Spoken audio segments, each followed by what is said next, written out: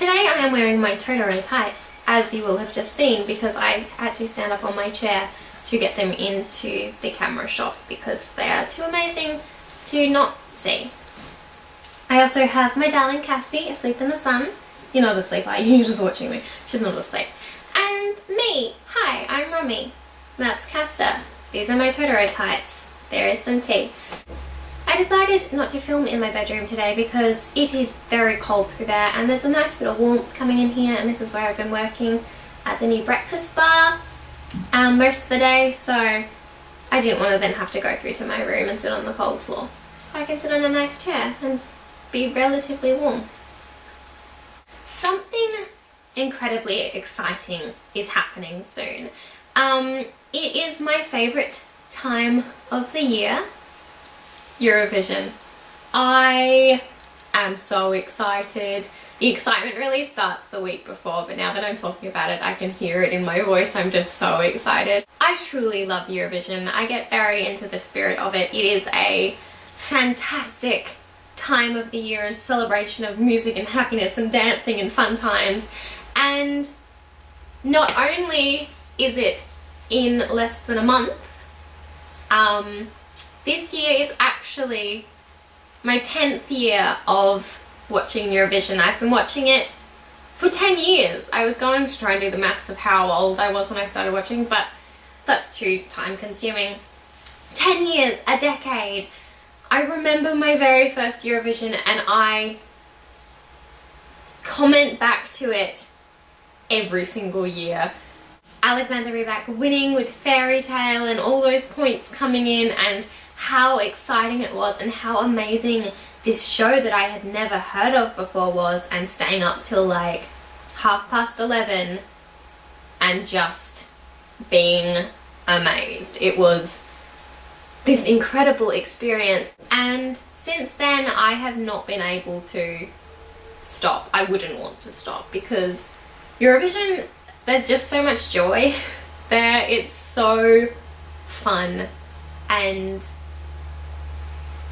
so I thought I would compile a list of the top 10 ways you can get ready for Eurovision 2018. Whether these will actually be tips or this will just be how I do it, I don't know. Step 1.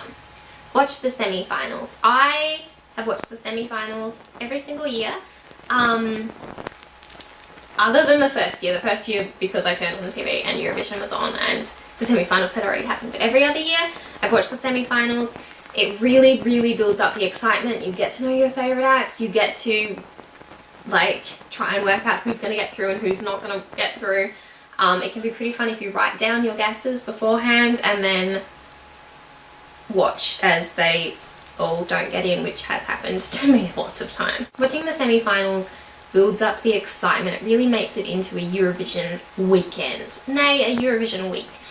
In Australia, we now have the option, I don't know if we do this year, we did last year, of watching the semi-finals live to make the most of this experience. All the semi-finals. Number 2, I this year only know one person who is going to be going, and that is Australia's contestant this year, because I wanted to know who Australia was sending. So I have heard that song and I know who that is, but I don't know who anyone else is. And I never know.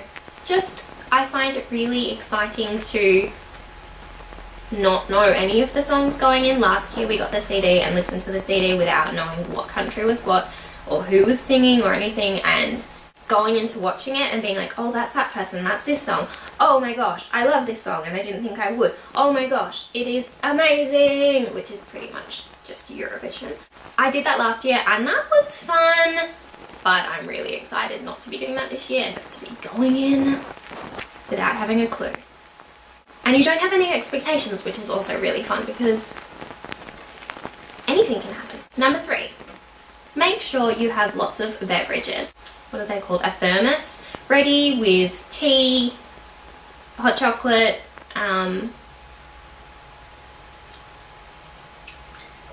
tea, maybe a fizzy drink, I don't know. If you're watching it live, there might be one ad break about 2 hours in. But even then, you don't have time to use that ad break to go and get yourself a drink. You have to be talking about what's happened so far, what's the best bit, what's the not best bit, and going to the toilet, obviously, because 2 hours sitting in front of the TV is a long time. So make sure you have a drink ready. Number 4, I hope I've counted right, is make sure you have some food ready.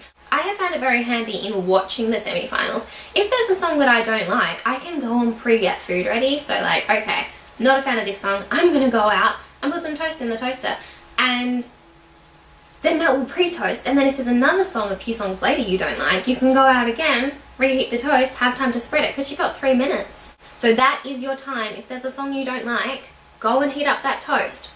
Go and refill your thermos, because you will be getting, you need to have the hydration happening.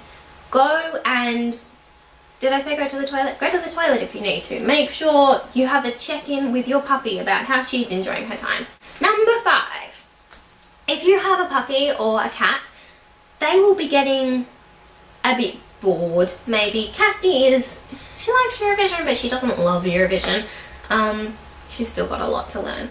Especially with the 5 AM one. We set the alarm for 4:45. Have to get the TV ready and the aerial ready, and do like the channel reset because and we also have to get tea, and we also have to make sure that it hasn't started early, and we also have to turn off the alarm because it will just keep going, and we also have to make sure we've got snacks, and we also have to just have, oh my gosh, the excitement and the tiredness of being up at 4:45 in the morning when you've been up at 11:30 the night before. And you also have the puppy who needs to go to the toilet and is hungry, and the cat who is hungry. So maybe set that alarm 5 minutes earlier this year, Romi. There's so much to do. Number 6.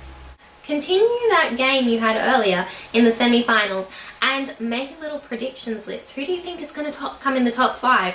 What is your favourite song? Where's it going to rank out of like 40 something songs? What song do you think is going to come first? What song do you think is going to come last? All of the things. Number 7. Do a little bit of research and maybe make a food or a food that is a sweet food from the country that is hosting Eurovision, or maybe even from a country that you're supporting this year. This is a really interesting way of learning a bit about the country that maybe you wouldn't have got just from listening to their songs and seeing the country's postcards. And it's always interesting to try new food and learn more about culinary treats. Now I have to try and work out where I was at, and I can't remember. Was I in the middle of a sentence? Probably. Number 8. Make sure you have blankets, because as I've said, you don't have time to be getting up and mucking around. You need to have about 6 blankets, comfortable pillow, everything ready. Everything. Plenty of blankets, because it gets chilly. In Australia, we're entering our winter. In Tasmania, we're in our winter, and it is getting very cold. And for those 5 AM mornings, the first hour of Eurovision can just be, oh my gosh, it's so cold. What am I doing up at 5 AM before you realise Eurovision? That's why we're up at 5 AM. Number 9, vote. You don't have to vote, obviously. All of these tips are optional. But voting is something that we can do in Australia now. I think we have been able to for the last 3 years. I don't think that I ever really thought I was missing out before. It was just like, oh yeah, they're talking about voting. You can kind of go and get that extra cup of tea now. But ever since we have been able to vote, I have done it, and it is pretty exciting to be an actual part of supporting your favourite artist and hoping that they will get through. So being that extra bit involved is pretty amazing. Voting, it's fun, but it does cost you money on your phone. And number 10. Number 10 might be a little bit predictable. I could have said pre-order the CD and DVD and maybe all of the merch from the store, but I didn't say that because, I mean, getting into the Eurovision spirit, having the DVD and the CD and all the merch, I mean, you can't have the DVD before it's actually come out, but having a t-shirt on, that would be pretty fun. Number 10, coming from a seasoned pro of Eurovision with a decade of Eurovision behind her. This is me. Number 10 is enjoy yourself. Cheer at 5 a.m. in the morning for your favourite and dance when the dancing song comes on. And when that last voting comes in, nail biting as it is, don't be quiet about it. You can cry out, you can yell at the screen and say, give 12 points to Portugal. You can wave your flag, you can wrap yourself up, you can have some more tea because you might be really dehydrated by this point. You can't go to the toilet unless it is really urgent because in the voting, that's the last minutes of it. Let the Eurovision experience really, I feel like I'm sharing with the plant, let the Eurovision experience really become a part of you. It is just fun and magical. There's something so happy about Eurovision, and I mean, I don't want to get emotional here, but I could probably get emotional here if I wanted to. Eurovision can be something that unites people at 5 a.m. in the morning and at all the different times in all the different countries that tune in to watch it. And I obviously am someone who is very much united by Eurovision. I wouldn't miss it.